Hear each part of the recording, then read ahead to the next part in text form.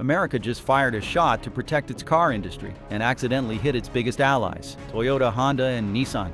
Automotive legends trusted by millions of Americans are now caught in a political crossfire that no one saw coming. How did a single tariff meant to strike economic rivals end up crippling Japan's automotive giants instead? The U.S. imposed a 25% tariff on vehicles made in Mexico and Canada. It was supposed to punish foreign manipulators and bring jobs back home, but in a twist that stunned the industry, it hit Japan instead hard. Production lines halted, dealerships went silent, and America's most reliable cars became scarce overnight. Did Washington just make a fatal mistake? Will American consumers pay the price for a tariff aimed at helping them?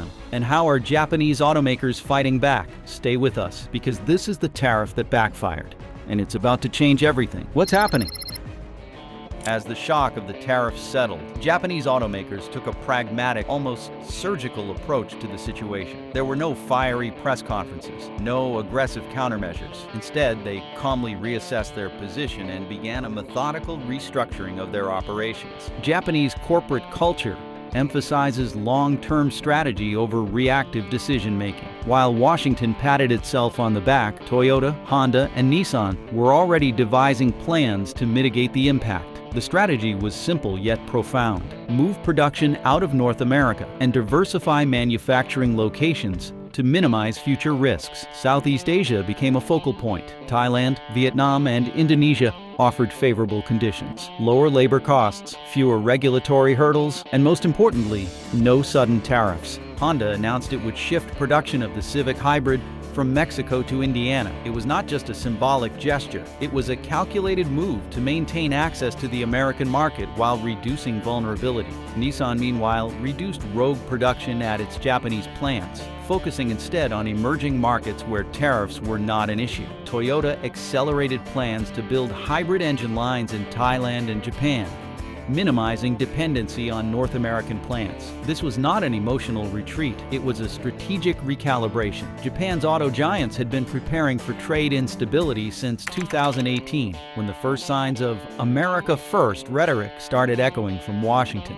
They knew better than to rely solely on one market, even if that market was the most lucrative. Critics initially framed the Japanese response as defeatist, but industry insiders recognized it as a masterstroke of corporate resilience. By diversifying production hubs, Japan not only maintained its global competitiveness, but also shielded itself from future policy swings. It was not just about surviving the current crisis, it was about future-proofing their operations. And while America geared up for a trade war, Japan had already moved the battleground. They were not interested in confrontation. They were focused on evolution. The silent, strategic withdrawal was more powerful than any loud protest. Japan was not fighting a battle on American soil anymore. They were building a new future abroad. And as Japan restructured, American businesses began to feel the ripple effects. The Detroit dilemma. Detroit thought it was winning, until the real numbers came in. Initially, American automakers celebrated the tariffs, anticipating a surge in domestic sales as Japanese imports became more expensive. But that surge never came. Instead, American manufacturers faced a harsh reality. They were not prepared to capitalize on Japan's forced retreat. General Motors and Ford had spent years focusing on larger vehicles, trucks and SUVs, leaving compact and mid-sized sedan markets dominated by Japanese brands, as Toyota, Honda, and Nissan withdrew some of their production from North America. A void appeared, yet Detroit was not ready to fill it. Consumers looking for fuel-efficient, affordable cars were left disappointed. Prices on Japanese models went up, but no equivalent American-made cars took their place. Instead of capturing market share, U.S. automakers saw sales of their larger models stagnate. Dealers reported frustrated customers walking out after realizing that the cars they wanted were now either too expensive or simply unavailable. The ripple effects did not stop at dealerships. Parts suppliers, many of whom were dependent on Japanese manufacturers, faced dwindling orders. Factories in states like Kentucky and Michigan suddenly found themselves at risk of closure. What had seemed like a patriotic policy success quickly revealed itself as a strategic blunder. The numbers told the real story. Instead of boosting American car sales, the tariff had merely disrupted the supply chain without creating viable alternatives. Detroit was not just facing an economic problem, it was grappling with an identity crisis. The very strategy that was supposed to revitalize the American auto industry was causing it to lose its footing. The tariff wasn't just a policy error, it was a complete strategic misfire. And while Detroit struggled to regain control, the world's attention shifted to the next unexpected player. If you're tired of the same old headlines and want the real story behind this automotive shakeup, hit subscribe. We dig deeper so you don't have to. China's sudden surge. When the United States announced its tariff targeting automotive imports from Mexico and Canada, policymakers expected it to strike a blow against economic rivals. What they didn't expect was that the move would hit Japan, and hit it hard. Japanese automakers, responsible for producing 1 in 3 cars on American roads, found themselves caught in the crossfire. Factories in Mexico and Canada, once reliable production hubs, suddenly became economic liabilities. As Japan scrambled to adapt, another player was already moving to fill the gap: China. China, ever opportunistic and always prepared to capitalize on global shifts, moved with speed and precision. While Japanese manufacturers recalibrated, Chinese automakers like BYD, Geely, and Great Wall Motors sensed an opening. China's automotive industry had been quietly growing, focusing on electric vehicles and affordable alternatives. The tariff fallout presented a golden opportunity. Suddenly, Chinese vehicles, once considered niche or low quality, became viable alternatives. As Japanese brands began pulling back from North American production, Chinese manufacturers aggressively expanded their presence, offering affordable electric vehicles tailored to budget-conscious consumers. As Japan rerouted production to Southeast Asia, China doubled down on its domestic manufacturing, flooding the market with cars priced to move. They took advantage of the void left by Japanese automakers and began partnering with dealerships that had previously relied on Japanese imports. The result was immediate. Showrooms that once boasted Honda Civics and Toyota Corollas now featured Chinese models at a fraction of the cost. Consumers, faced with rising prices on Japanese cars due to tariffs, turned to these cheaper options. While some remained skeptical of the long-term reliability of Chinese vehicles, others saw them as a practical choice amidst economic uncertainty. The affordability, combined with aggressive marketing, made Chinese brands like BYD and Geely increasingly familiar to American buyers. But it wasn't just the price that worked in China's favor. Chinese automakers also leaned into innovation. Electric and hybrid models became central to their strategy, particularly as gas prices crept upward. While Tesla remained the dominant force in high-end EVs, Chinese brands positioned themselves as the more practical, everyday electric alternative. Affordable, compact, and energy efficient, these vehicles fit the needs of the average American commuter better than some of the higher-priced imports. However, the sudden influx of Chinese cars also raised eyebrows in Washington. Lawmakers who had originally cheered the tariffs as a way to bring jobs home found themselves facing a new reality. American consumers were buying Chinese instead of domestic. The policy designed to boost U.S. manufacturing inadvertently accelerated China's automotive rise. Just when America thought it had secured its auto industry, a new contender appeared: the European shift. As the United States grappled with the fallout from its own tariff policy, Europe remained unusually quiet. At first glance, it seemed as though European automakers were merely spectators to the trade conflict. But behind closed doors, companies like BMW, Volkswagen, and Renault were executing a calculated strategy. Europe's automotive industry had long been dependent on maintaining a strong export relationship with the United States. So when tariffs threatened to disrupt the global supply chain, European automakers knew they couldn't afford to sit idle. Instead of confronting the U.S. directly or lamenting lost sales, they adapted. Manufacturing realignment became the priority. BMW and Volkswagen began investing heavily in Eastern Europe, where labor costs were lower and supply chains could be quickly redirected. Factories in Hungary and Slovakia ramped up production, allowing European cars to bypass tariffs through existing trade agreements. This quiet pivot allowed Europe to avoid the direct impact of the tariff, while still maintaining a presence in the American market.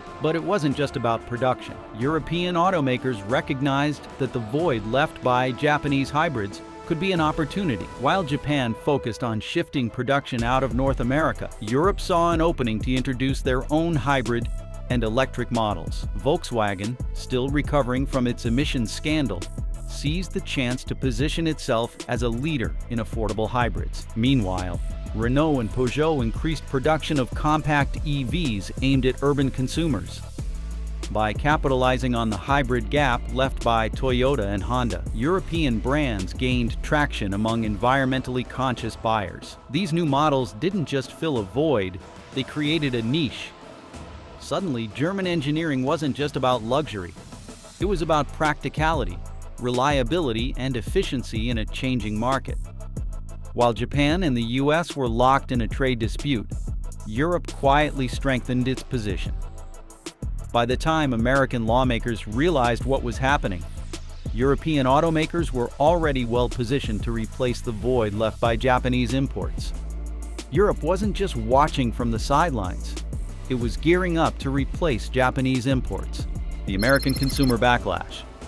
American consumers were told that the tariffs would boost domestic manufacturing, create jobs, and make American cars more competitive. Instead, they found themselves facing higher prices and fewer choices. Dealerships that had long relied on reliable imports from Japan were suddenly struggling to meet demand. Cars that used to sell at moderate prices were now priced out of reach for many buyers. The issue wasn't just about the sticker price. As Japanese automakers scaled back production in North America, dealerships faced inventory shortages. Used car prices soared as consumers sought alternatives. Those who could afford the inflated prices often found themselves waiting weeks, sometimes months, for delivery. As American car buyers felt the pinch, they began looking elsewhere. Some turned to domestic brands, but others considered new options: Chinese cars. With Chinese manufacturers capitalizing on the gap left by Japan, American consumers reluctantly started giving brands like BYD a second look. The combination of affordability and availability made them hard to ignore. Critics pointed out that the policy designed to strengthen U.S. manufacturing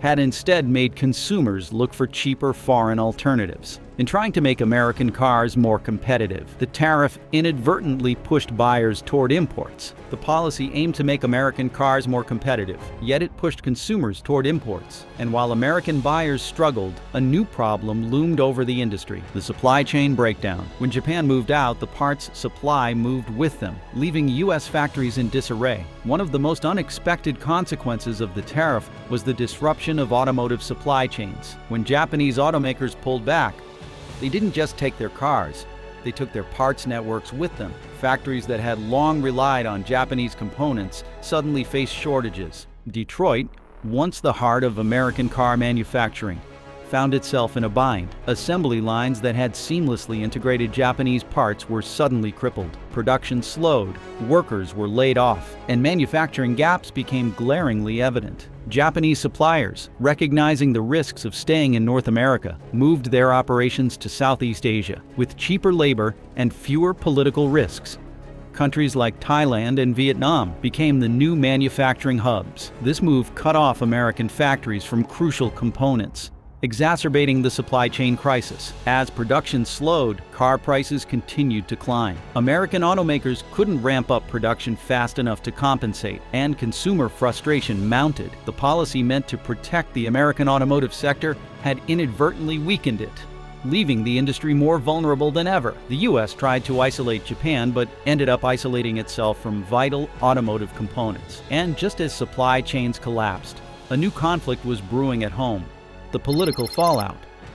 The tariff that was supposed to be a political win rapidly transformed into a policy nightmare. When the U.S. government imposed a 25% tariff on vehicles manufactured in Mexico and Canada, it expected a straightforward outcome. Japanese automakers would struggle, American jobs would return, and the domestic auto industry would flourish. But within weeks, it became clear that the reality was far more complicated. Politicians who had championed the tariff found themselves facing fierce backlash, not just from the opposition, but from their own constituents. Blue-collar workers who had once cheered the decision were now questioning why their jobs were still at risk. Factories that relied on Japanese parts faced severe delays, and layoffs began to ripple through the supply chain. Local economies in Michigan, Ohio, and Indiana, areas that had voted for policies promising job security, were now dealing with increased unemployment and economic strain.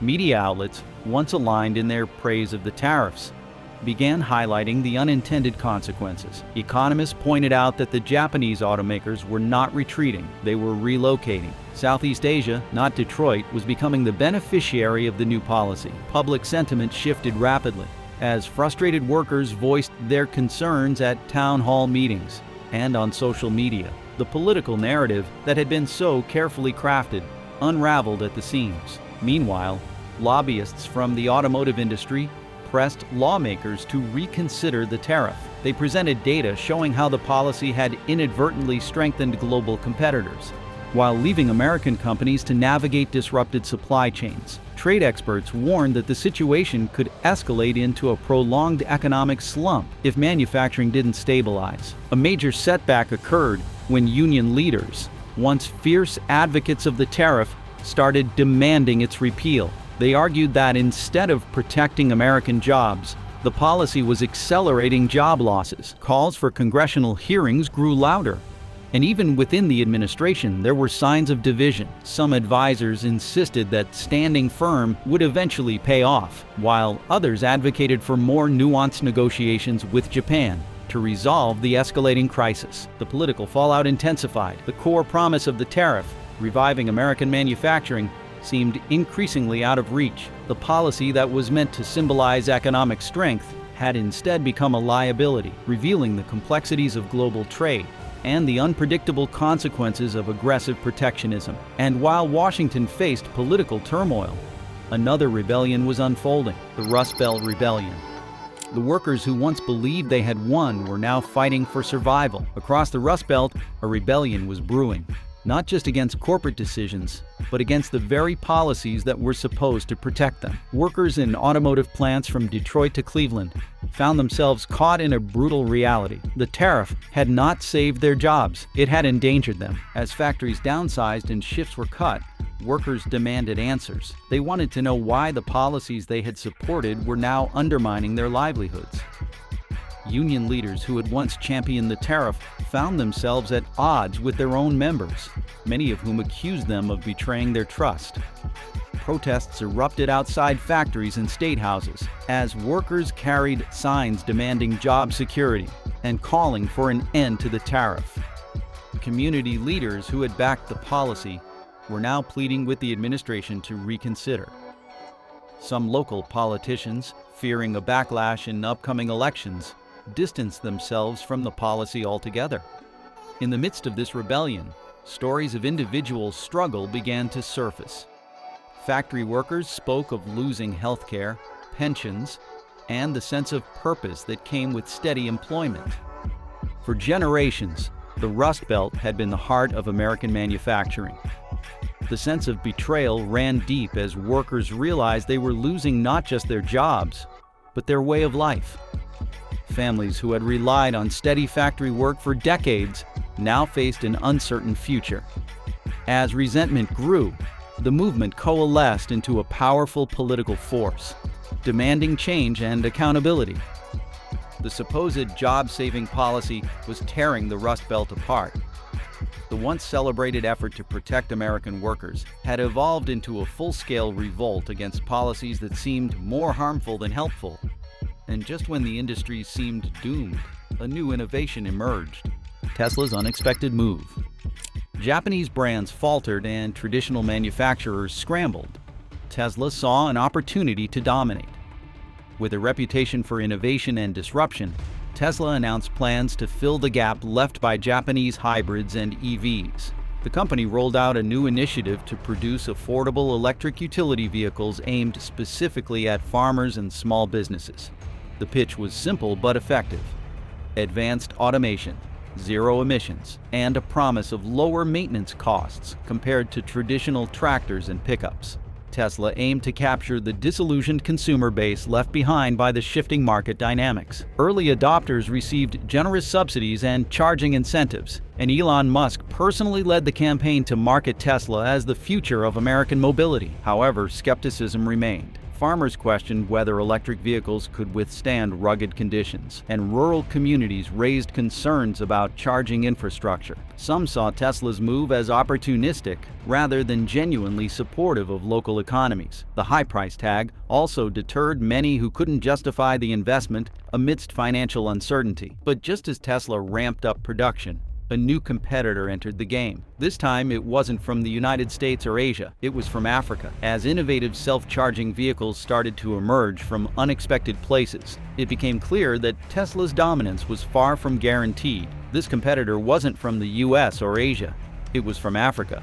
Africa's automotive awakening. While the global automotive giants stumbled, Africa was quietly building a new automotive future. For decades, the conversation about car manufacturing revolved around powerhouses like Japan, Germany, and the United States. Yet, as these established players found themselves caught in trade disputes and supply chain chaos, African automakers saw an unprecedented opportunity to step onto the global stage.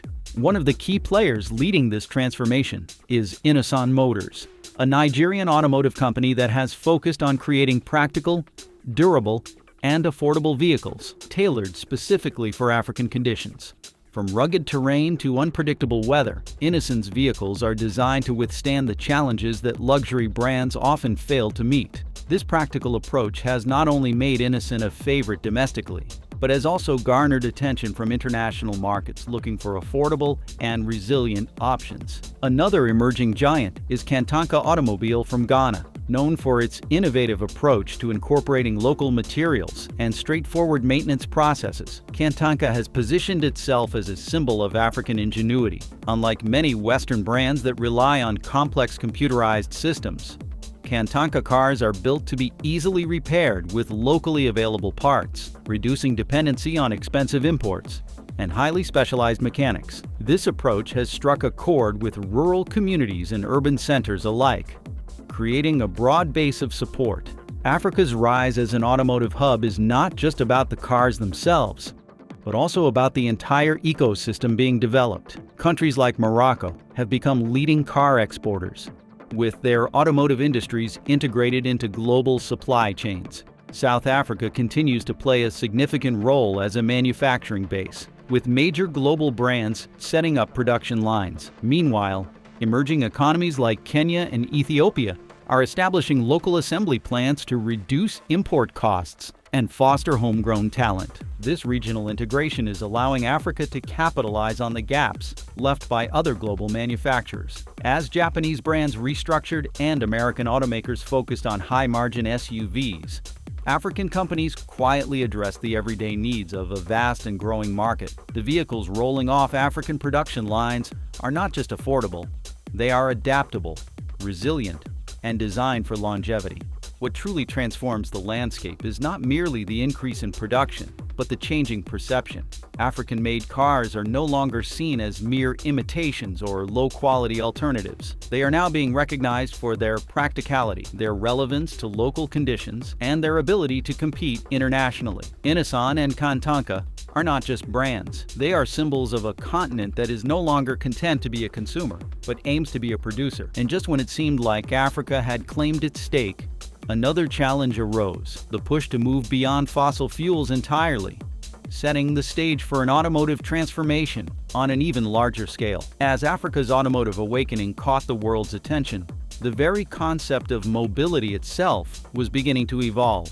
The global mobility shift. Mobility wasn't just evolving, it was transforming entirely. The traditional model of fuel-dependent, maintenance-heavy vehicles was being replaced by machines designed to thrive without constant input from external energy sources. This shift wasn't just technological, it was ideological, changing how nations and industries thought about transportation. Countries that once struggled with energy infrastructure, like Kenya and Uganda, were now leading the charge with solar-powered public transport and biogas-fueled utility vehicles. These innovations weren't just environmentally friendly, they were practical, providing consistent mobility without the need for expensive fuel imports. The real shift, however, was in consumer expectations. People were no longer content with cars that demanded constant care and high operating costs. They wanted multi-utility vehicles that could adapt to urban commutes, rural travel, and everything in between. Companies that once dominated with single-purpose designs found themselves competing against modular, versatile machines that could shift roles as needed. Tesla's dominance in the electric vehicle market suddenly seemed vulnerable. While the company focused on sleek, tech-heavy models, the new wave of self-powering vehicles promised freedom from charging networks altogether. And as more countries embraced these innovations, it became clear that the automotive map was being redrawn. The future of mobility was here, and America was still playing catch-up. As manufacturers scrambled to rethink their strategies, the world moved forward, leaving traditional automotive giants questioning their place in the new landscape. As the dust settled on the global mobility revolution, a deeper question emerged. Could the automotive industry itself survive this transformation? A new automotive era. The auto industry wasn't just changing, it was being reinvented. What started as a tariff dispute had spiraled into a global reshuffling of automotive power.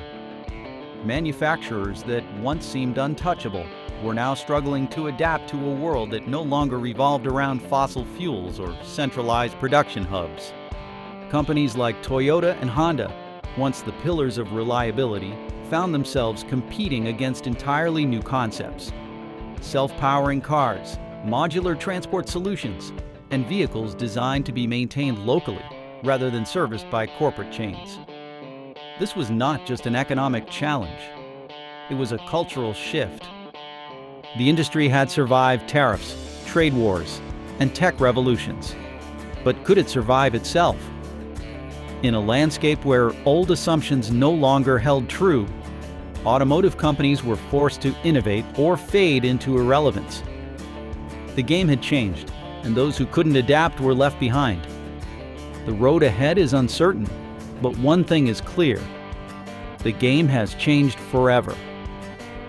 The global automotive landscape is being reshaped in real time, and the fallout from these tariffs is just the beginning. If you're looking to stay ahead of the curve with the latest industry insights and stories that matter, hit subscribe. We're just getting started. Don't miss what comes next.